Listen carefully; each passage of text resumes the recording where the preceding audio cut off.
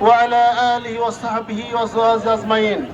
বাংলাদেশ জামাত ইসলামী কর্তৃক উপজেলা শাখা কর্তৃক আয়োজিত ৩৬শে গণঅভ্যুত্থানের বিজয় মিছিলের সম্মানিত প্রধান অতিথি, গণমানুষের নেতা, দেওয়ানগঞ্জ বক্সিবন্ধ উন্নয়নের কর্ণধার জননেতা অ্যাডভোকেট নাজমুল হক সায়েদী সাহেব, উপস্থিত আছেন উপজেলা আমির সহ উপজেলা নেতৃবৃন্দ এবং সম্মুখে জনগণ ভাইরা।